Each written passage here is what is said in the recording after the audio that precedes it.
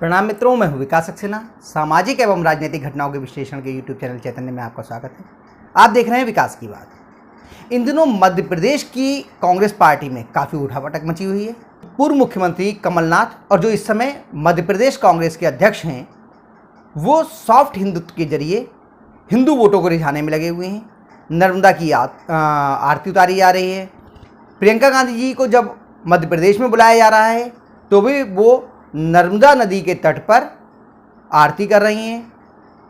कमलनाथ के तमाम फोटो कभी पीतांबर ओढ़े हुए, माथे पे त्रिपुंड धारण किए हुए, शिवालयों में शिवार्चना करते हुए, इस तरह के तमाम फोटो जो हैं वो सोशल मीडिया में वायरल हो रहे हैं।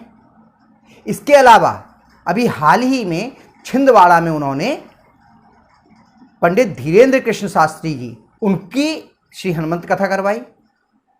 इस कथा के मुख्य यजमान कमलनाथ के पुत्र नकुलनाथ जी थे। लेकिन जो सॉफ्ट हिंदुत्व के जरिए हिंदू वोटों को रिझाने की कोशिश कर रहे थे कमलनाथ, अब उनका वही दाव उन पर उल्टा पड़ने लगा है, क्योंकि मुस्लिमों के पक्ष में और हिंदुओं के विरोध में अपने बयान जारी करने के लिए कुख्यात दिग्गी राजा यानी कि दिग्विजय सिंह जी, वो भी पूर्व मुख्यमंत्री हैं मध्य प्रदेश के, वो एक बार फिर से मुखर हो गए हैं हिंदू राष्ट्र के मुद्दे पर। दरअसल हुआ ये था कि जब पंडित धीरेन्द्र कृष्ण शास्त्री जी की वहाँ कथा चल रही थी तो उसी दौरान किसी पत्रकार ने उनसे ज्ञानवापी पर एक सवाल पूछा और ज्ञानवापी मस्जिद करके कहा, तो पंडित जी ने हाथ जोड़ के कह दिया कि मैं बिल्कुल आपसे निवेदन करना चाहता हूँ कि उसे कम से कम मस्जिद ना बोलिए, वो ज्ञानवापी है। क्योंकि उसे ठीक पहले उत्तर प्रदेश के मुख्यमंत्री योगी आदित्यनाथ ने भी ये कहा था कि अगर ज्ञानवापी को मस्जिद कहा जाएगा तो विवाद होगा। इसके बाद जब उनकी हनुमंत कथा हुई, उसी दौरान कुछ पत्रकारों ने पूर्व मुख्यमंत्री और मध्य प्रदेश कांग्रेस के अध्यक्ष कमलनाथ जी से पूछा कि आप जिन पंडित धीरेन्द्र कृष्ण शास्त्री की यहाँ पर कथा करवा रहे हैं, उनका कार्यक्रम आयोजित कर रहे हैं, वो तो हिंदू राष्ट्र के प्रबल समर्थक हैं और जगह जगह जाकर हिंदू राष्ट्र और सनातन की बात करते हैं। इसको लेकर आपका क्या मानना है? उस समय कमलनाथ ने कहा था कि भारत में 82% हिंदू हैं, ये तो पहले से ही हिंदू राष्ट्र है, इसमें पूछने वाली क्या बात है, आंकड़े सब कुछ कहते हैं। यानी कि कमलनाथ ने साफ तौर पे कह दिया कि भारत एक हिंदू राष्ट्र है। अब मध्य प्रदेश के ही दूसरे बड़े नेता दिग्गी राजा, वो कर्नाटक के हुबली में पहुंचे थे। वहाँ पे उन्होंने ध्वजारोहण का कार्यक्रम किया स्वतंत्रता दिवस पर, और उन्होंने वहाँ पर वक्तव्य जारी किया, काउंटर किया कमलनाथ के बयान को।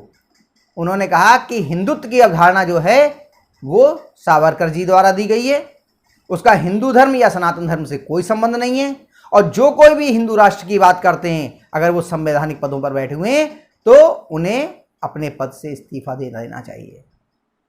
अब कांग्रेस मध्य प्रदेश के दो बड़े नेता कमलनाथ जी और दिग्विजय सिंह, दोनों हिंदू राष्ट्र के मुद्दे पर आमने सामने हैं। कमलनाथ जी को समझ में नहीं आ रहा है कि वो मुस्लिम वोटों को बचा के रखें या हिंदू वोटों को अपनी ओर आकर्षित करें, क्योंकि अगर वो अपने बयान से पलटते हैं या कुछ दाएं बाएं की बात करते हैं तो निश्चित रूप से हिंदू वोट उनसे, जो थोड़ा बहुत उनकी ओर आकर्षित होना शुरू हुआ था पंडित धीरेन्द्र कृष्ण शास्त्री की कथा के बाद, वो उनसे दूर जा सकता है।